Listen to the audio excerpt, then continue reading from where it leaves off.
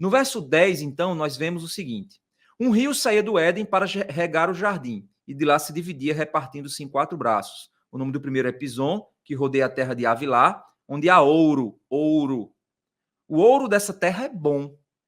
Também se encontra lá o bidélio e a pedra de ônix. O nome do segundo rio é Gion, é o que rodeia a terra de Cush. O nome do terceiro rio é Tigre, é o que corre pelo leste da Síria.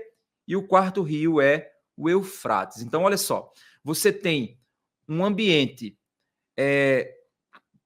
esse ambiente do jardim possui minério, possui árvores de cores, plantas de cores diversas, possui plantas de sabores diversos, possui a árvore do conhecimento do bem e do mal, possui a árvore da vida, possui rios para a irrigação do solo, possui minérios para a mineração humana, e todo esse ambiente, então, é um ambiente propício para que o ser humano exerça sua criatividade.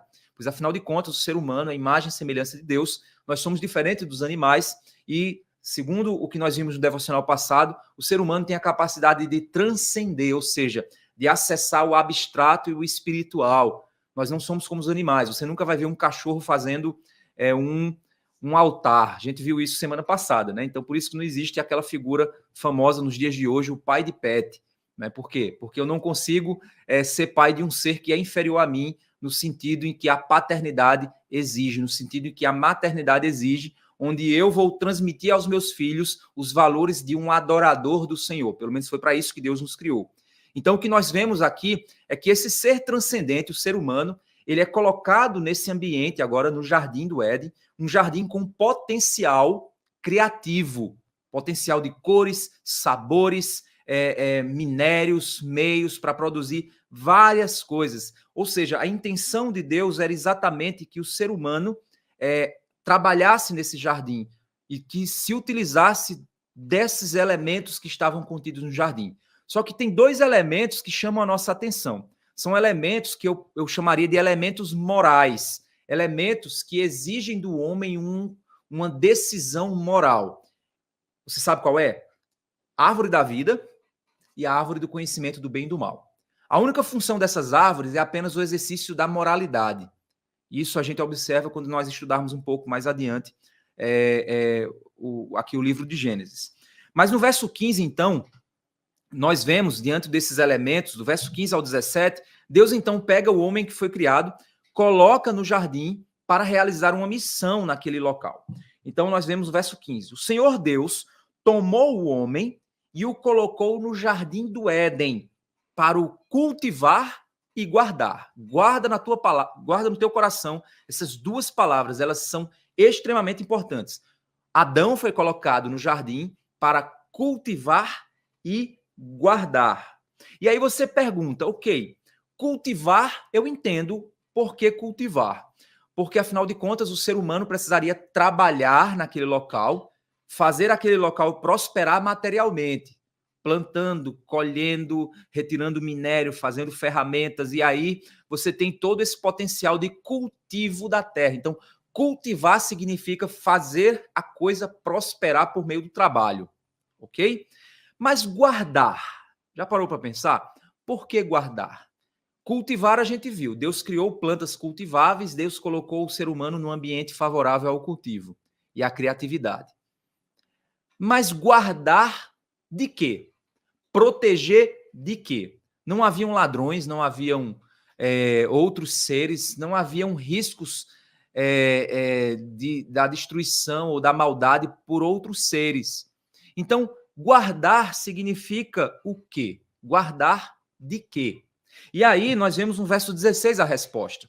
O Senhor Deus ordenou ao homem: de toda árvore do jardim você pode comer livremente. Você pode obter o fruto de qualquer árvore do jardim para alimentar o seu corpo, para saciar a sua fome, para preencher e para dar a você sobrevivência. Qualquer fruto você pode comer. Mas, verso 17, da árvore do conhecimento do bem e do mal você não deve comer, porque no dia em que dela comer, você certamente morrerá. Então, nós temos agora o quê? Uma ordem divina, uma ordem moral. O homem deveria, então, exercer agora, fazer um exercício moral, onde ele poderia provar de qualquer fruto, mas deveria evitar o fruto do conhecimento do bem e do mal. Você vê que Deus não cita aqui a árvore da vida, cita apenas o fruto do conhecimento do bem e do mal. O homem, então, agora tinha uma responsabilidade, porque se ele comesse daquele fruto, a morte entraria no jardim, a desobediência traria morte. A morte é aquilo para o qual Deus chama o homem a agir de modo moral para proteger o jardim da morte, para guardar o jardim dos efeitos que o pecado traria, guardar o jardim da morte. Então, o que o ser humano deveria fazer, então, era cultivar nesse jardim, fazê-lo prosperar, mas protegê-lo da morte proveniente da desobediência.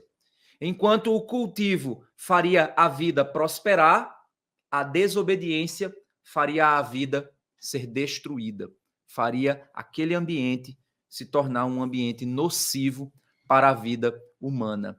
Então Deus colocou o ser humano para trabalhar e, por meio do trabalho, fazer esse jardim ser cultivado, prosperar e alcançar toda a terra, espalhar-se pela terra. Porque lembra, no capítulo 1, Deus disse então que o homem iria multiplicar, encher a terra, sujeitá-la por meio do cultivo e guardá-la por meio da obediência.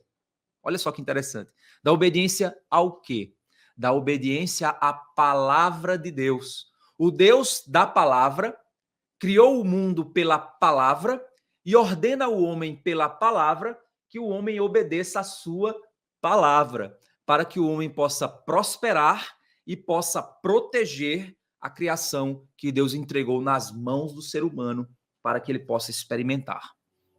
Olá, se você chegou até aqui, eu tenho um pedido especial para fazer. Esse recorte que você assistiu é do nosso devocional diário, que acontece aqui no YouTube, em nosso canal da Consciência Cristã, todos os dias, às 7 horas da manhã. Temos um encontro marcado, onde refletiremos sobre uma passagem das Escrituras e intercederemos uns pelos outros. Venha fazer parte dessa família que tem crescido a cada dia mais.